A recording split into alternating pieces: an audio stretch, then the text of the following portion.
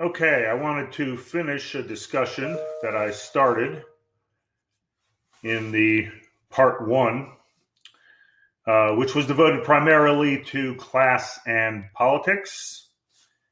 And I promised that I would continue saying something. Let me see if I can move this. Okay.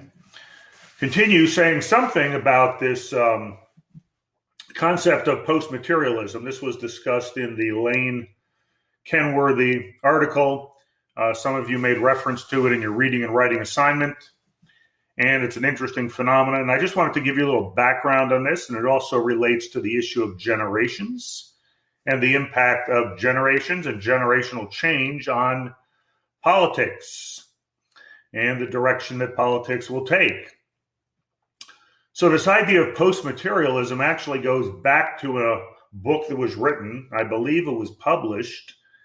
And I remember when this came out because it was quite popular and received a lot of attention in political science and sociology, political sociology. And that was The Silent Revolution by Ronald Inglehart. So he is, let me get some water. He is the author of and the individual who developed this idea of post-materialism. By the way, Inglehart is still around. He's still writing, and he's written several other major works which have had a significant influence on the study of political sociology and also the sociology of religion. So you might want to check out some of his work. It's always very interesting. But this was his initial entree into this area of political sociology back in 1977. Yes, I was alive then. And in fact, let's see, 1977 was when I graduated from the University of Florida with an undergraduate degree in political science. That's before I saw the light and moved to sociology. So in any case, what was Inglehart doing here? And I wanted to mention this because I do think that he produced a very kind of innovative, interesting, clever approach.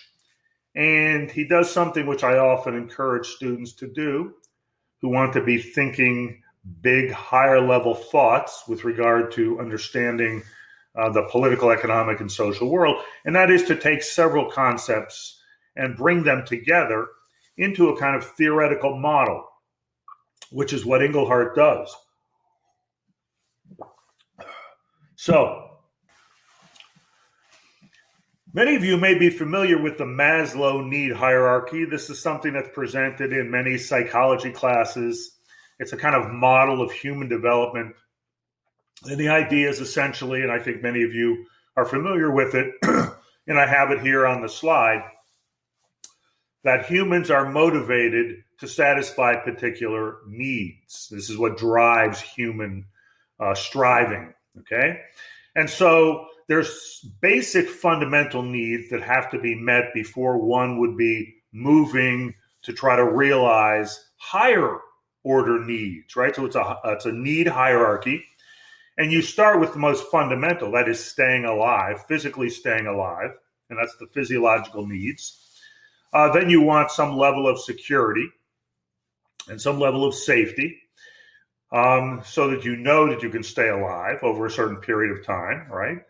And you move up, and once you've satisfied that need, then you're more driven to satisfy the need, looking at the pyramid there, lots of different ways people have conceptualized Maslow, but the need for love and belonging. And once you have that need met, you are driven to meet the need for self-esteem. And then ultimately, if you have that need met, according to Maslow's need hierarchy, you are driven by the need to realize and achieve what's called self-actualization, which is essentially being able to reach your full capacity as a human being in terms of mental and physical realization of what it means to be a human, right? Self-actualization. So that's the highest level need. And you're not going to be pursuing that. You're not going to be concerned with that if you have these other needs that haven't been satisfied. So he takes the Maslow need hierarchy, and then he argues that different generations have grown up during periods when particular needs were largely met. So the classic example he uses, and this is the one I'm going to use, because this is the one on which his argument was based for the silent revolution, was that my parents, we'll call them the silent generation, grew up during the period of the Great Depression. And that particular experience led them to be essentially concerned with, obsessed with sort of physiological and safety concerns, what he called materialist values, having enough money, saving a sufficient amount of income to be able to ensure that you're economically secure. And so materialism, because that was threatened so much during the Great Depression, becomes the obsession of the silent generation, my parents. And so that shapes their political outlook. Now, the assumption here is that your political outlook is shaped relatively early in life during these formative years. So each generation has certain kinds of experiences they have during their 20s, and that tends to be formative in shaping their political orientation throughout the remainder of their life. There's lots of ways to challenge and debate that point, but I'm just trying to lay out the logic that Inglehart was advancing. So he compares that generation with the baby boom generation. Baby boomers growing up in the 50s, in the 60s, early 70s. This was the period when the United States, he's focusing on the United States here primarily, and that was a period when you had probably the most prolific, munificent, abundant expansion of the economy. We talked about the affluent society, lots of social mobility. So his point was that the baby boomers, that would be me, had these basic needs essentially satisfied, unlike our parents who grew up during the Depression. And therefore, we were striving to meet higher order needs, esteem, and even self-actualization, and the quality of life, not the quantity. Okay? Quantity is material. Quality is the post-material. So he says that you're going to have a generation that is essentially driven by post-materialist values. Over time, the silent generation passes away. They have materialist values. The baby boomer generation becomes larger. The dominant, at that time when he was writing, was going to become the dominant generation. They have post-materialist values. That will shape politics. Politics will focus much more on quality of life, not the quantity. Okay, these higher order values.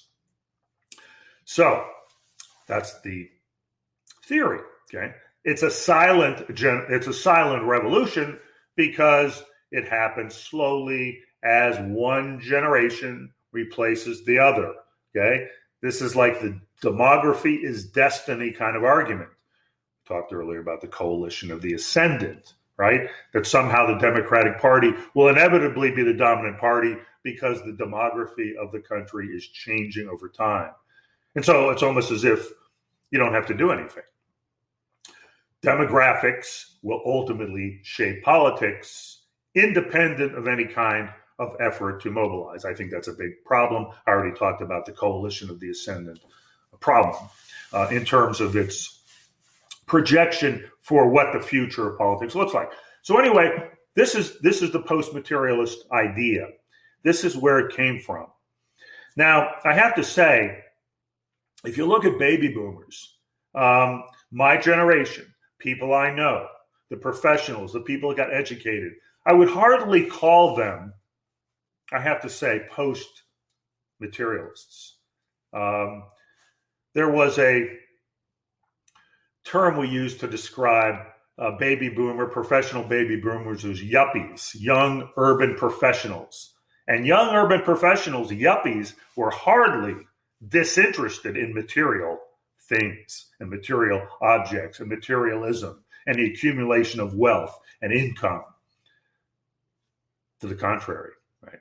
So I think this is a fascinating model that brings together generational change alongside the Maslow need hierarchy. Very interesting, very creative.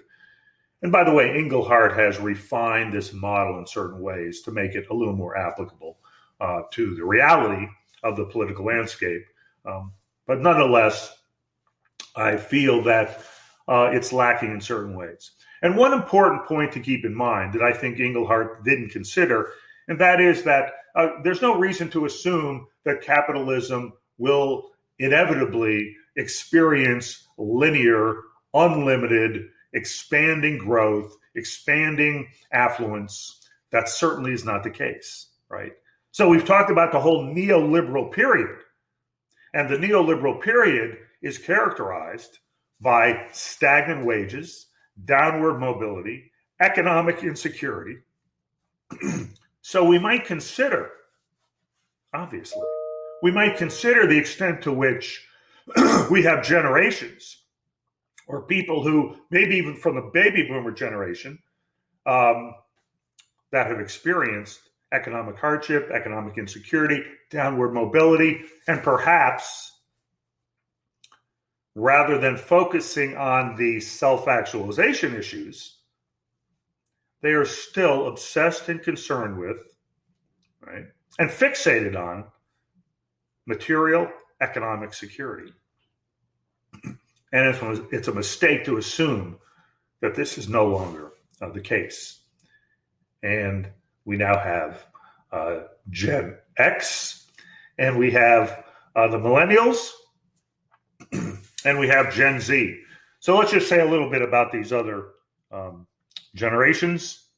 And I'm going to let's see, how do we do this? Okay, make reference to, by the way, if you're interested in looking at some of the data that compares the attitudes and opinions of different generations, the best place to go, I strongly encourage this, is Pew, P-E-W, Pew Research site. They do regular surveys. Some of these I actually put into the Canvas site for my data analysis class if students are interested in looking at this. And if you are interested in exploring it, let me know, because if you have a problem getting the data sets, I can do that for you. So here we have the way in which they were defining these different generations. And again, we need to ask ourselves whether a generational model really is empirically sound. Is it really the case that people who grow up during the same historical period, historical moment, are similarly shaped in terms of their values? Right. Now, that's the assumption of generational model. I make reference to Karl Mannheim here because Karl Mannheim was one of the sociologists that first focused on this sociology of knowledge idea, that the position you're located in affects how you think, and also that the time historically when you are growing up shapes also your political, your social, your value commitments. Okay. And I made reference to this early in the semester, I think the first week when I talked about the zeitgeist, spirit of the times. Right. Now, one thing I've said over and over again is that this particular moment, I mean, if we think about the Depression as shaping our parents, I would say that COVID-19 and the depression we're going to go through and the economic hardship, and we've only just seen the beginning of this, is going to have a significant influence on Gen Z. Now, notice I don't have Gen Z here, right? So this was one of the slides I put together for a class a couple of years ago. Let's see if we have, there we go. Okay.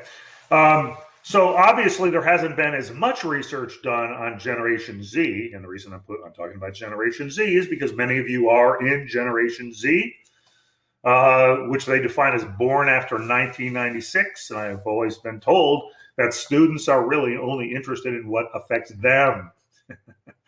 I know that's not true for you because you're different, but self-referential, if it's not about me, I'm not interested in it. So I had to include Gen Z, right? Even though I was going to talk primarily about millennials. So there you have it. You have the silent generation. You have the baby boomers. That's me. Okay. Okay, boomer. I know that line. I know that meme. It's a meme. Okay. People don't really know what a meme is, but that's okay. You guys can use it any way you want, even though you use it inaccurately. That's okay. I'm not going to make an issue out of it. Not today. Some other time. Then you have Gen X. You have the millennials. Enormous amount of work has been done researching the millennials, and then Gen Z, right? One thing I always say about the millennials is this is the most highly educated population in history, the most highly educated generation in history, and the most economically insecure. Think about that. Yeah. Now, I talk about this in some of my other classes. Economically insecure, right? Didn't we promise you that that college degree would get you economic? Sorry, wasn't true. Not only do you not have economic security with good paying jobs in the area that you studied in, but you're often saddled with enormous amounts of debt, which also increases your economic insecurity. All right, there's a lot more I could say about that. Some of you have already heard it. And we have millennials, and then we have the Gen Z, which I think might be the generation most of you are in. I haven't looked carefully at the demographic profile of the class, but I'll just assume that's the case. Is there anything to this idea the generations have different outlooks and that ultimately it could reshape American politics? And this just is an indication of the fact that millennials, Gen X, and Gen Z will be, already are, the majority of the population. Okay? So we've seen the generational shift. The question is, to what extent has that produced or translated into a significant fundamental value change for the entire society, translated into fundamental political change? Right? One can only hope that the millennial and the Gen Z will reshape the society in some way based on their values, but it requires more than just having different values. It requires organization, political organization. Okay, now, if you think voting is the mechanism by which one would translate their values into political change, one problem is, of course, we know this. The generations, millennials, Gen Z, less likely to vote. So that's one of the issues, right? You have these generations that have potentially different value sets, different orientations, different political priorities. How do those get translated into politics? And if it's through the electoral system, it requires voting. And this has been one of the issues that people, baby boom, I don't vote shame people for not voting, that kind of thing, but it's a big issue. You know, if the young people had just voted, they did surveys, they did polling beforehand, and it looked like, you know, this was going to be the outcome. Those people didn't vote. Okay. So you can see the different turnout rates by generation, and it pretty much corresponds chronologically in terms of the age of the cohort.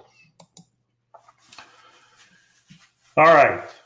We also know that millennials and certainly Gen Zers, you can simply see the steady pattern moving from the silence to the greatest generation up to millennials. You see a greater and greater proportion of non-white members of that cohort, of that generation. This is a part of that coalition of the ascendant. The idea is that as these generations, these younger generations, Gen X, Millennials, Gen Z, become the dominant, that also means that the racial and ethnic composition of the society changes, and there's an assumption that a particular ethnic and racial status corresponds with a political view. And to a large extent, that's the case by virtue of the experiences of people who occupy those statuses, not because there's some inherently liberal, left-leaning tendency of somebody just because of their racial or ethnic status. Much more we could say about that. Okay, so this again is projecting the long-term population percentages. Of course, the silent generation, I often say this, becomes very silent because they're all gone. Okay, they're all dead, right? We used to joke, we would say the last capitalist will die on the beach of St. Petersburg. That was back when I was in college, and we were hoping that all the capitalists would die so we could usher in a different kind of society. And St. Petersburg used to have this reputation as being the place where people retired, old people retired. Right? So, okay, maybe you don't appreciate that. I'm not going to go through all of these charts. I just want to show you that there is a significant difference in the political values of the different generations. All right. So you can see that the silent generation, if you want to compare the oldest with the youngest, you can compare the silent with the millennial. And you can see some very significant differences in terms of how they place themselves on the political spectrum from liberal to conservative. So there is some pattern here. Now, one thing that is always a little problematic for these generational analyses is the question is whether and we'll just talk about this particular chart, whether the millennials being surveyed now and expressing what appears to be, more liberal perspectives will retain that liberal perspective when they get older, right? So there's the generational effect, growing up at a certain time, and then there's the life cycle effect. The assumption is often that people become, over time, for a variety of reasons related to the life course changes they go through, that they would become more conservative over time. So it's always the question, how persistent, people assume that there is persistence, how persistent, how durable will be the values of millennials and Gen Zers that are expressed today?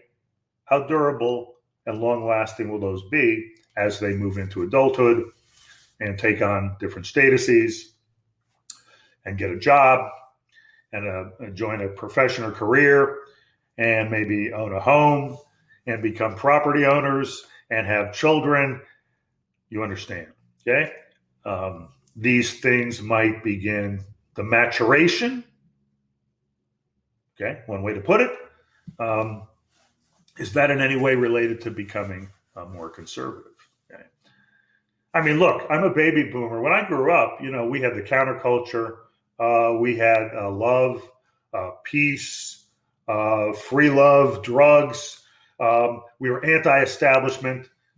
I mean, look what the baby boomers have produced. Look at the society they produced, okay? So there was a moment when you might have thought, like baby boomers are just going to change the... Well, they certainly didn't change it for the better. I apologize for that, by the way. I retained my values from even high school, my commitment to social change and equality and democracy. But I can tell you, I have many of my friends, and they probably weren't as politically engaged as I was, but, they were like, yeah, man, that's cool. I can go along with it. They are super conservative. Super conservative. Now, that's anecdotal. right? But that's just some small indication. All right. Looks like I'm wearing sunglasses, but I'm not. Okay. Okay, so strong government versus free market. And we can see this, and this is for millennials, so we can begin to see some breakdowns as well. Okay, and this is I think a very interesting phenomenon, because one of the kinds of political implications is the role of government, the responsibility of government, etc. And you can see that even within the millennials, there are some significant differences, right?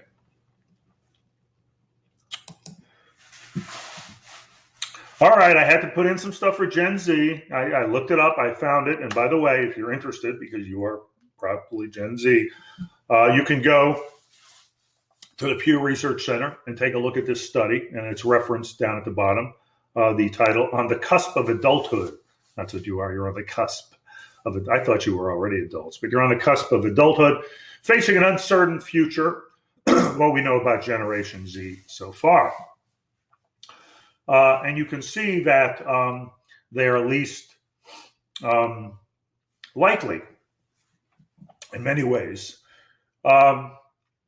to, let me make sure I got this right, this percent saying that overall in our country today, blacks are treated less fairly than whites. Okay.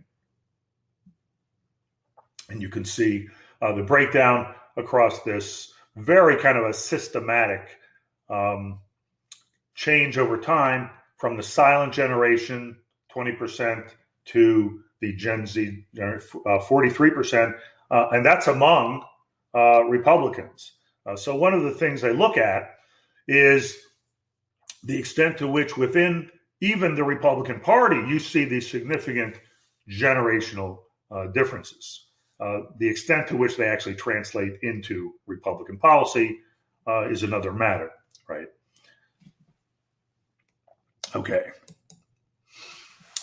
And Gen Z is more likely than other generations to want an activist government. Should do more to solve problems. And so, again, you see from the silent all the way to the Gen Z.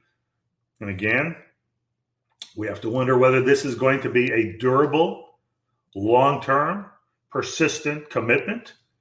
But the evidence is fairly clear that if you look across these generations, you see significant differences in the willingness to support a more active government.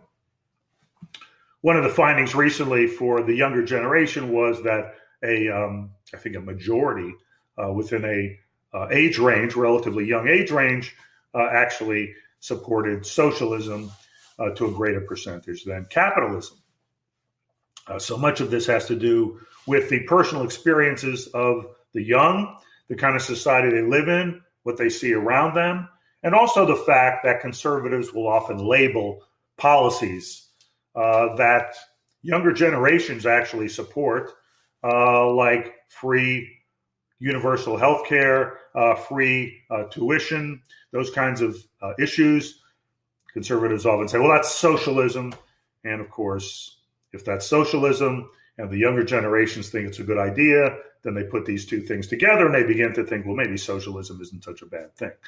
So the conservative labeling of certain kinds of universal policies, which tend to be quite popular, particularly among younger generations, actually serves to create support for socialism, regardless of whether people have done any kind of in-depth study of what a socialist political economic organization would entail, right? All right, so I just wanted to touch a little bit on this post-materialism so you have some idea where it came from.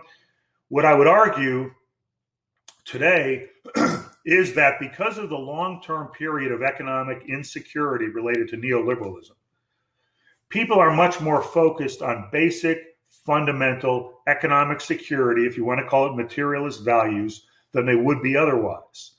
And so when political parties promote these higher order values, ignoring, and I think the Democratic Party has done this, ignoring the fundamental hardship that the working class has experienced, they will not be able to tap in to a significant percent of the American population in terms of voting Democratic, because they are not addressing the economic hardship, economic inequality, deindustrialization, downward mobility problems that majority of working people have experienced.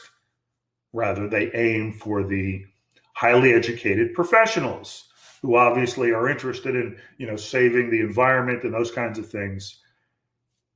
Think about the difference between these different kinds of policies from the perspective of somebody who is largely struggling to make ends meet economically and financially. All right, I'll stop there. Thank you.